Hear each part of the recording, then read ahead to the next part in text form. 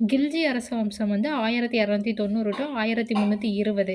இதுல ஜலாலுதீன் கில்ஜியோட ஆட்சி காலம் வந்து 1290 டூ 1296. இவர் தான் கில்ஜி வம்சத்த வந்து தோற்றுவித்திருப்பாரு.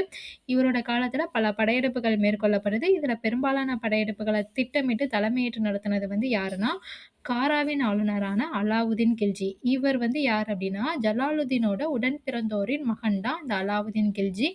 இவரோட முக்கிய படையெடுப்பு வந்து தக்கான அரசான தேவகிரிக்கு எதிராக மேற்கொண்டது தான் இவரோட முக்கிய படையெடுப்பு. அலாவுதீன் வந்து தேவகிரியின் யாதவ அரசர் ராமச்சந்திரனை தோற்கடித்ததுக்கு அப்புறமா, அந்நகரை கொள்ளையடித்து பெருஞ்செல்வத்தோடு திரும்புறாரு. அந்த செல்வத்த முக்கியமா பிரபுக்களுக்கும், படைத்தளபதிக்கும் கையூட்டா கொடுத்து அவர்கள தன் பக்கம் ஈர்த்துக்கிறாரு.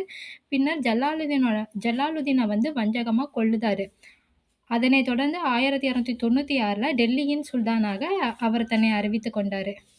அலாவுதீன் கில்ஜியோட ஆட்சிக் காலம் 1296லிருந்து 1316. இவர் வந்து டெல்லி சுல்தானியத்தை ஒருங்கிணைந்து உறுதிப்படுத்துறாரு. இவர் தனது வட எல்லைகளின் பாதுகாப்பை உறுதி செஞ்சதுக்கு அப்புறமா, தனது தலைமை தளபதி மாலிக் காஃபூர வந்து 1310ல தென்புலத்தின் தொலைவுல இருக்கக்கூடிய மதுரை வரை படையெடுக்க பணிக்கிறாரு.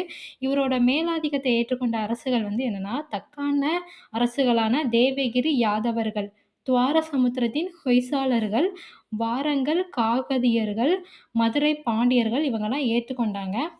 இவரோட படையெடுப்ப போலவே அவரோட அரசியல் நிர்வாக சீர்திருத்தங்களும் பாராட்டுக்குரியது தான். இவர் வந்து டெல்லிய சுத்தியுள்ள வேளாண் நிலங்கள வந்து முறையா அளந்து செய்து, ஒரு குறிப்பிட்ட அளவிலான நிரந்தர வரிய வந்து விதிக்கிறாரு. அந்த வரி வசூல் செய்ற பணிய வந்து ராணுவ அதிகாரிகளிடம் ஒப்படைக்கிறாரு. இந்த நிர்வாக மாற்றத்தால உள்ளூர் தலைவர்களும், குறுநில மன்னர்களும் அவங்க அனுபவித்து வந்த உரிமைய வந்து இழக்குறாங்க.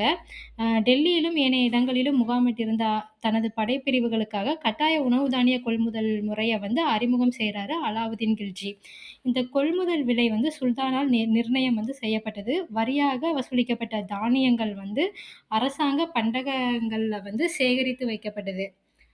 இவரோட புதிய சட்ட திட்டங்கள் வந்து நடைமுறைப்படுத்தப்படுவத உறுதி செய்து கொள்வதற்காக ஒற்றர்கள வந்து நியமிக்கிறாரு.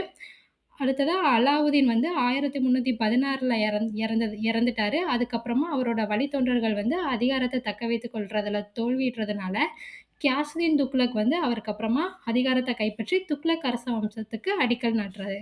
நன்றி.